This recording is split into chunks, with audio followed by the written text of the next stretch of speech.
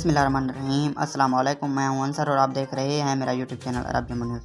अहलिया की वापसी में ताख़ीर, इकामा कैंसिल करा के नया वीज़ा जारी कराया जा सकता है।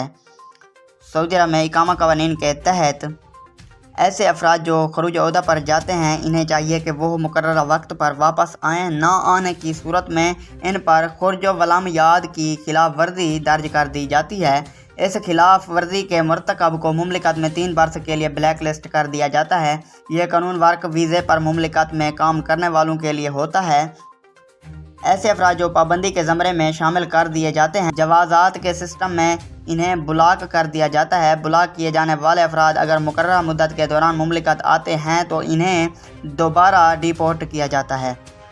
एक शख्स ने जवाज़ात से दरियाफ्त किया कि अहलिया खरूज ओहदा पर गई हुई हैं, फौरी तौर पर वापस आने का इरादा नहीं। अगर अहलिया का इकामा कैंसिल करता हूँ तो उस सूरत में दोबारा इनके लिए वीज़ा जारी कराया जा सकता है। सवाल के जवाब में जवाज़ात का कहना था कि ऐसे खर्ज वलामियात के कानून का इतलाक़ वर्क वीज़े पर मुकीम अफराद पर होता है। इससे मुरफ़्फ़क़ीन मुस्तस्ना हैं।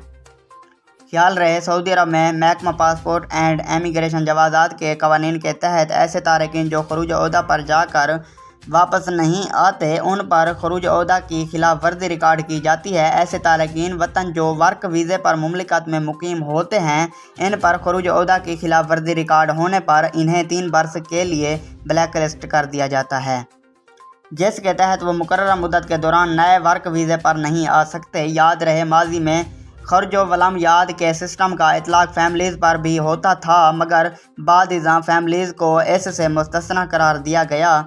मुरफ़्फ़क़ीन या ताबईन क्योंकि मज़कूरा कैटेगरी में शामिल नहीं होते, इसलिए इन्हें दोबारा इकामा पर बुलाया जा सकता है।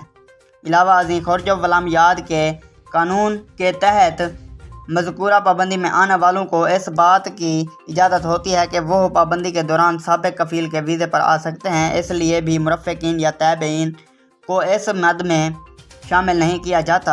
जवाज़ात के ट्विटर पर एक शख्स ने दरियाफ्त किया, खरूज ओहदा लगा हुआ है, पुराने पासपोर्ट के हिसाब से अब सफ़र से कबल नया पासपोर्ट मिल गया, इसकी नकल मालूमात करना ज़रूरी है।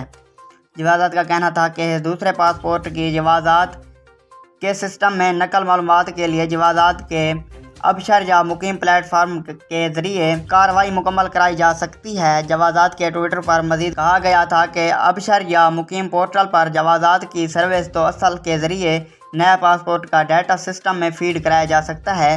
डाटा फ़ीड कराने के लिए तजदीद शुदा और पुराने पासपोर्ट के अलावा इकामा की फ़ोटोकॉपी PDF फ़ाइल में अपलोड की जाए। ख्याल रहे कि अपलोड की जाने वाली फ़ाइल एक ही हो।